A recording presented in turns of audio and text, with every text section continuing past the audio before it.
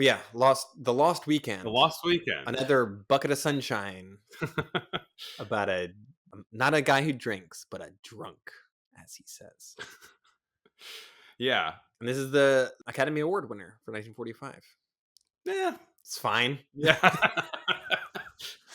Like it's the pedigree is. I mean, it's co-written and directed by Billy Wilder, hmm who also did. We already watched Double Indemnity. I Yeah. think was that the only one of his that we've watched so far. Yeah. But I also mean, famous for Sunset Boulevard, Some Like It Hot, yeah, like a bunch of other stuff. considered like one of the best Hollywood directors of all time Yeah. for good reason. There was some like poll or some article or whatever that I think like amongst screenwriters he was like voted the best screenwriter of all time. Hmm. This is not my favorite of his works. I Yeah. think you can see a lot of the ways in which he is a really skilled filmmaker in this movie, but I think there are a couple of things about this movie that really kind of don't really sink it, but just kind of keep it from feeling like transcendently good. It's not even particularly I good. mean, right? Yeah, I agree. It has good ideas that I don't necessarily know are followed through with in the best way, I guess. Yeah. I mean, the quick The plot synopsis: yes. there is a guy named Don who is an alcoholic, and everyone around him knows that he's an alcoholic. And his brother, who he lives with, and his brother pays all his rent also, is like, all right, we're gonna go away to the country for the weekend. We live in New York City, but we're gonna go away to the country, and you're like on the mend. You're sober. Like this is gonna be good. I'm packing 5 shirts, and immediately Don is just like the most suspicious guy. He's like hiding a bottle outside of his window. He's like planning all these ways to like hide booze in his brother's luggage to like sneak away on the trip. Yeah. And so eventually, I mean, very quickly, his girlfriend and brother are like, hey, you're sneaking liquor, aren't you? You lied to us. Like, we're trying to trust you and you're not giving us any reason to. And he's like, I'm not even going to go on your stupid weekend. I'm going to go to the bar instead. And the movie is his weekend of, instead of going on a nice trip upstate, he goes on a bender and only succeeds in sort of like making his life fall apart further to the point where he's going to shoot himself at the end, but is saved by his girlfriend coming back and convincing him that life is worth living. Yeah. Which I think on its face is not a bad premise for a movie. Yeah. I mean, I think one of the things that I was thinking while watching this is that I appreciated about it is that old movies are a lot more willing to be about one thing Mm-hmm. than new movies are. Yeah. Like this movie is just like let's focus entirely on like the experience of alcoholism Mm-hmm. and what's going on for him, Yeah. like how he deals with these things, the way that his capturing his desperation. Yeah. It's just that I don't think that it ends up feeling that deep.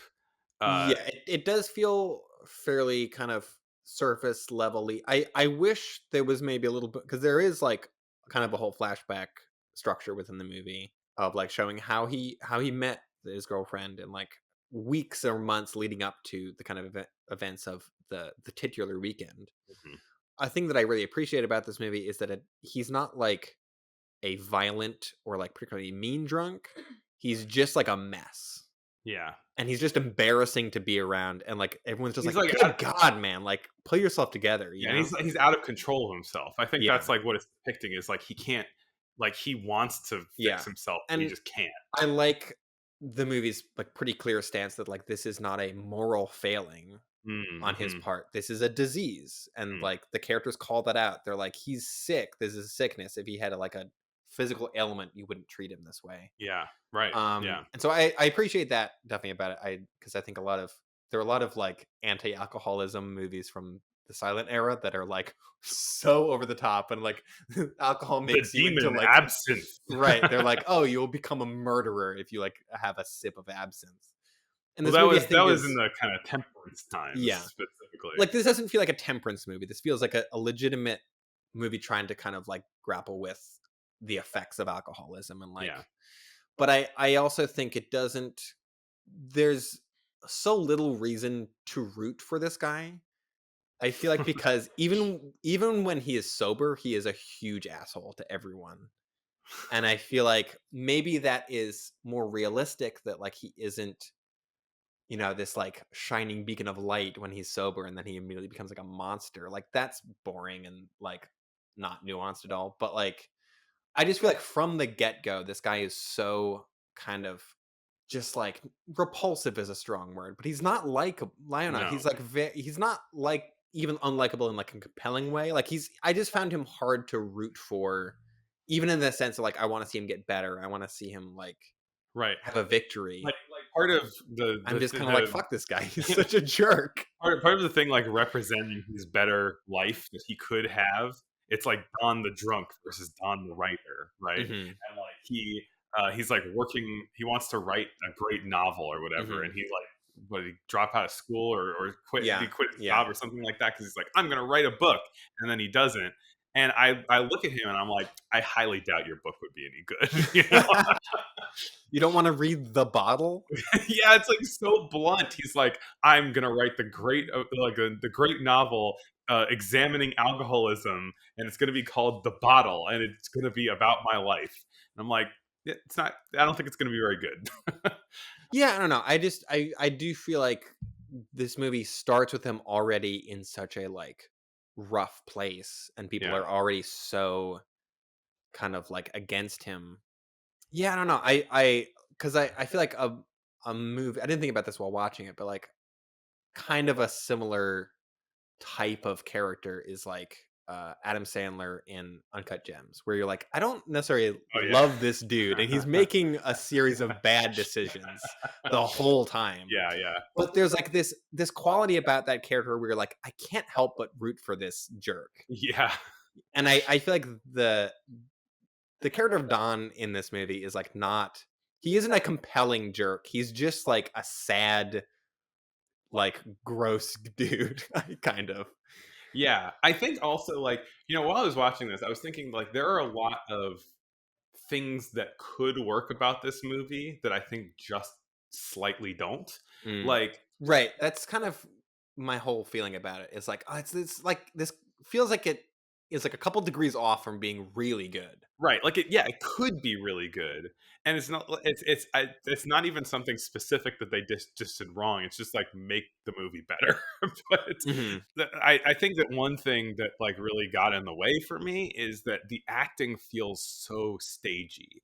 It feels Yeah. so theatrical, and in like a kind of close up character study, it just feels fake. And so I like did not I felt like if the acting were more naturalistic, I Hmm. might have been able to like get on board with the emotionality of the Yeah. story better. But like I felt like the style of acting really kept me at a Yeah. distance It's with it's this one. real like strong 1940s like over the top stuff. But also But right, it feels like a play. It feels like right. the acting Yeah. feels like it is for a giant Yeah. stage Yeah. Very instead of much so. like a close up character study. Yeah. Right, so it's like same screenplay with different actors. I wonder if it would have worked better. I I don't mean, know. it still has problems. Sure, yeah. I think there is a lot to talk about in this movie, but I don't know how much of it is like fun to, to listen to. I don't know. I took a lot of notes during this movie, which I guess I mean for me is usually a sign I didn't like it very much. Yeah, yeah, yeah. But I do think there's some interesting things going on in it, even if I didn't overall didn't like it that much. Like Mhm. there's a lot of theremin in the soundtrack, which feels notable. How did I not notice That that? like one just because I feel like the theremin isn't a super common instrument in film scores at this point, but also I associate it so much with science fiction movies, Yeah. and this is like a very like dark look at alcoholism, and it's like it's like got this like wacky theremin soundtrack. Right, it's like it's not bad, but it is like I don't know if that was the right choice for this. Mhm. You know, Once again, the um, Academy consistently making the wrong choice. of course, yeah, always. There's a character who talks a lot in like abbreviated slang, which Don't be ridic. don't be ridic, but also says natch for short for naturally, which I don't think this is the like first instance of that, but it's definitely I did not realize that Natch was like a 1940s thing, I guess. Mhm. Because I looked it up afterwards. I was like, "Is this like where that comes from?" And it's not, but it's like around the same time people started saying Natch. Natch. Yeah. I don't know. That felt notable to me. There's some weirdly for a movie from 1945, some weirdly conspicuous anti-Semitism in this movie. Is there where What I like so there's a point where he is like trying to get the last possible money to like get like just a little bit more alcohol. And so he's just trying to pawn anything that he can. And he's walking around to like every single pawn store in New York City and they're all closed. Oh, right, And because of, he's just like he finally finds someone. He's like, "Why are all the pawn shops closed?" And it's just like, "We're all Jewish. It's Yom Kippur." And it's like, okay, like, did you need to put that in the I don't know, I movie? guess that didn't strike me as anti-Semitic, but I guess there's an argument that it could be. I don't know. I like every pawn shop being like, or more or less every pawn shop being owned by like observant Jews feels a little pointed, you know? Maybe, yeah, yeah. That does remind me that's probably, like, maybe the most notable thing about this movie is it is, as far as I can tell, the origin of the character walks towards camera as, street signs sort of, fade in and out Oh behind yeah, them yeah.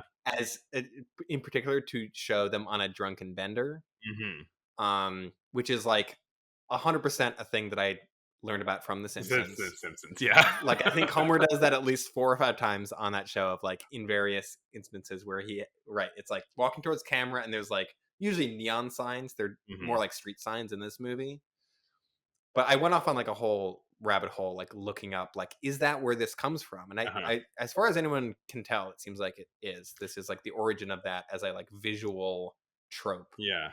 Huh. Um, There are some like kind of nice style touches in this movie. It's yeah, yeah. occasional, but I mean, yeah. it's still a Billy Wilder movie. It's still, like, very competently made. I think like one like really subtle little thing is like it's showing time passing while he's at the bar, and it shows Mhm. that by like showing how many like little Yeah, rings of like yeah, of liquid are from his shot glasses or yeah. on the Which counter. he refers to as his vicious cycles, I think, or his vicious circles. That's what it is.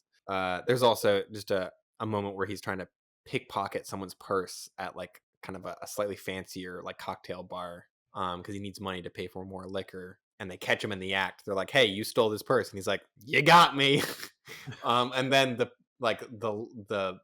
person playing the piano starts playing a song going, "Somebody stole a purse," and everyone starts joining in, and that's just such a great like 1940s thing that they immediately start improvising a song called "Somebody Stole a Purse." So it's like everyone else at the bar is like having a party, and he's forced out because he's a thief. There's one scene in this movie that I think is very cool. I was kind of like there's a lot of this movie that I'm just like, okay, after school special, rolling my eyes, that kind of thing. There was But kind of a there's one scene that gets pretty surreal. is it the bat scene? Yes. Yeah, um and I was very glad for it in the movie because basically like, there's a point where he's sort of checked into like a ward of some type, and then yeah. Well, he is like it's detoxing it's the basically. drunk ward at Bellevue Hospital in New Yeah. York, which I apparently they filmed in the real drunk ward of the hospital, Hmm. and that was like I had never been done before, and I think was then I don't know if because of this movie like was not allowed again for like decades. Oh, really? So it was like a pretty I guess like unique or rare kind of glimpse into like what an actual one of these like drunk wards looks like, Yeah, and and is letting people dry out and hallucinate. they established like the sort of things that you'll see as you're hallucinating from withdrawal, and it's like It's never big stuff. It's never pink elephants. It's yeah, small things. It's bugs. It's mice. It's like yeah. little things that creep up on you. Yeah, and you just see like so many people just like screaming at things that don't exist. Yeah, But then like there's a scene where it happens to him. He's in his apartment, yeah. Well, and he escapes the drunk ward first. He yes, has this whole like escape scene, yeah, which yeah, is like that is a very like tense good scene of him like sneaking out of the hospital. But yeah, no, he starts seeing like creatures crawling out of his walls, Yeah. like a bat eating a mouse. Right, well, because he sees like the mouse in the wall and then a bat flying around, and the bat flies to the wall and eats the mouse, and there's like blood dripping out of the wall, and it's Yeah, really it's like intense. sick, nice. Yeah. I mean, that's what I said. The character is like, ah, is just starts screaming. Yeah, no, But it is. That's a part where I really did like his acting, where he's just screaming at like the right. horror in front of Yeah. him. Well, it's an instance where it's like him being really big fits the scene. I guess that's true. Yeah. Yeah. I feel like I need to shout out Bim, the very catty nurse at the drunk ward, which is I think a thing this movie does pretty well is like all of the side characters that he meets all feel like people. hmm Like there's no reason why the nurse at the drunk ward needs to be like an interesting character, but he is. hmm And so just like or like the bartender or like some of the other like bar patrons that are there when he's like at the bar at 7 a.m. Um that I do think that stuck out to me as like all of the kind of not the extras, but like yeah, the kind of smaller side characters all feel really well realized and Yeah. like they each have real character to them. Speaking of the kind of, They're all super well cast. It's really just the lead actor who kind of yeah, feels maybe a little miscast. you think a lot about while watching this movie of the bartender Hmm. himself, because He is enabling it, enabling this guy's alcoholism, but he's like does not feel good about it. right, yeah, there like he wants this guy to. He doesn't like that he's taking advantage of him and like getting out credit for drinks all the time, but he also like wants to treat him like a human being who is suffering. But Hmm. also, he's just like, if you ask for a drink, I'm gonna pour it. I'm a Yeah, there is bartender. kind of a lot in this movie of like how much leash do you give someone who's Yeah, clearly struggling? yeah. Like how much do you kind of respect their autonomy and how much do you be like, "No, man, I'm cutting you off. Like Right. you're a mess." And like what different people in different roles in your life, like Yeah. what responsibility they may have, Right.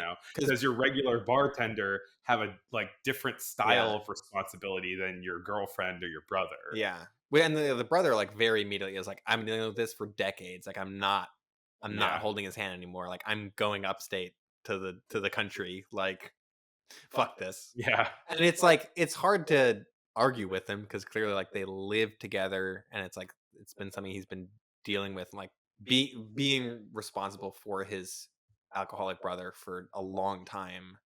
So it is like it feels kind of cruel in the moment, but it's I don't know. I was also like, yeah, I mean, it's hard to argue with him.